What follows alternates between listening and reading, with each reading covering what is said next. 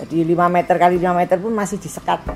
Yang 2 meter untuk tempat tidur. Buat Sobat Bisnis Hack yang baru menonton channel ini, bisa klik like, subscribe, dan nyalakan notifikasi yang di bawah untuk dapatkan informasi video terupdate seputar bisnis. Selamat Kaizen dan selamat datang di channel YouTube Bisnis Hack. Saya Nurlisnani Pamela, bisnisnya supermarket, kebutuhan sehari-hari ya.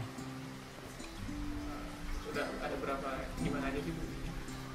Pamela, alhamdulillah sampai saat ini sampai Pamela 9. Jadi Pamela 1 yang pertama kali itu di Jalan Kusumanegara. Yang Pamela 9 itu di Gunung Kidul. Yang selain itu di Jogja. Ada yang di Sleman, ada yang di kota, ada yang di Bantul. Ya. Itu gimana Bu? Boleh ceritain nggak awal sampai bisa punya supermarket sendiri gimana? Wah, itu panjang ceritanya. Boleh ini aja Bu. Ya, awalnya sebelum menikah itu kita sudah merencanakan dengan calon suami itu bahwa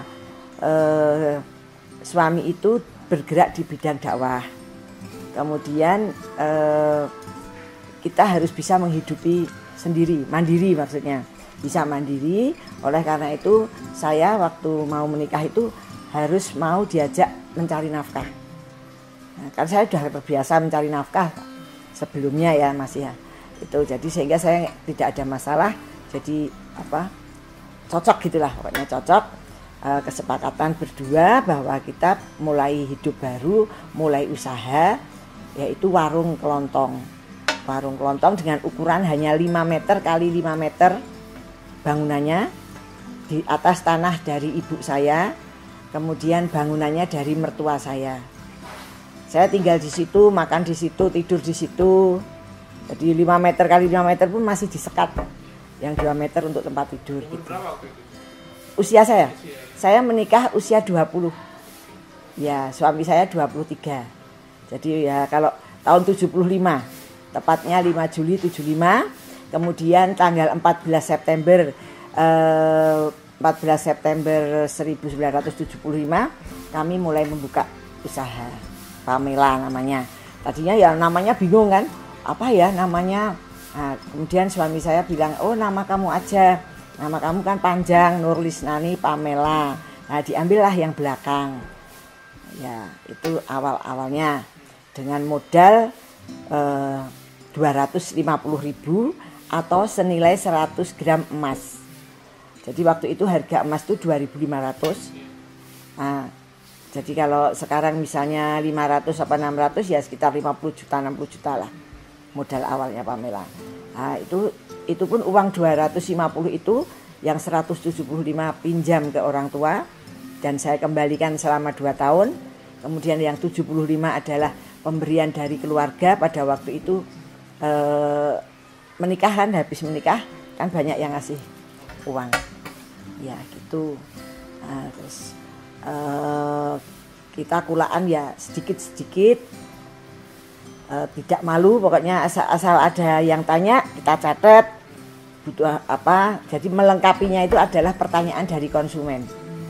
Begitu ada yang tanya sabun apa gitu saya catat, minta minyak apa saya catat, terus saya langsung kulaan. Saya jawab besok ada. Nah itu akhirnya kan makin lengkap. Tapi niat kami kerja itu adalah ibadah pada Allah. Nah, sehingga pada hari pertama suami saya itu menyiapkan kaleng kecil bekas SKM. Bilang ke saya, nanti malam kalau mendapatkan penghasilan, jangan lupa dimasukkan sebagian untuk korban. Sebagian keuntungan maksudnya. Nah, karena omsetnya itu 3.030 rupiah, saya ambil 50 rupiah. Saya masukkan ke kaleng itu. Nah, selain itu kami juga setelah 1 tahun membayar zakat. Jadi bisa membayar zakat setahun, kemudian bisa korban sendiri.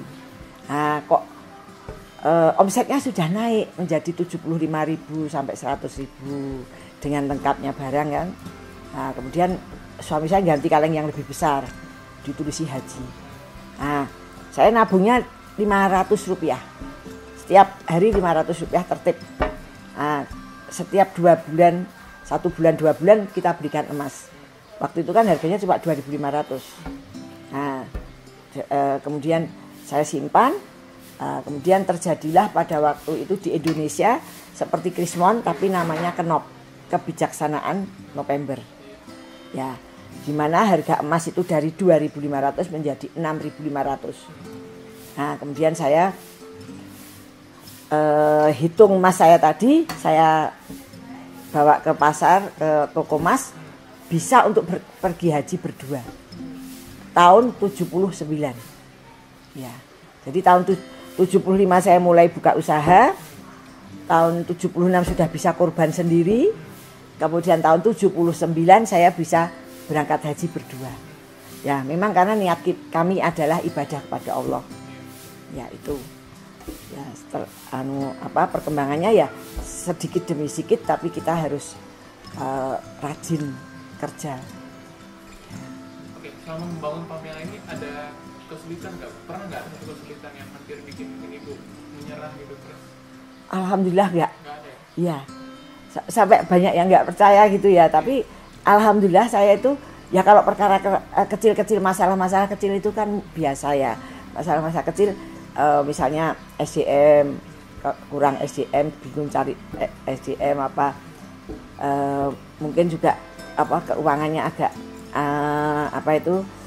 banyak di dagangan, jadi cash flow-nya kurang, misalnya seperti gitu. Tapi kan itu bisa diatasi. Karena suami saya punya pedoman, nggak ada masalah yang tidak bisa diatasi, katanya gitu. Jadi itu tapi tidak saya anggap masalah. Jadi soal tempat jualan kecil karena barangnya makin banyak, ya kita mulai membangun ke belakang 5 meter, kemudian sesak lagi tambah 5 meter. Jadi kita memang bertahap, jadi tidak ngoyo tapi jalan terus gitu.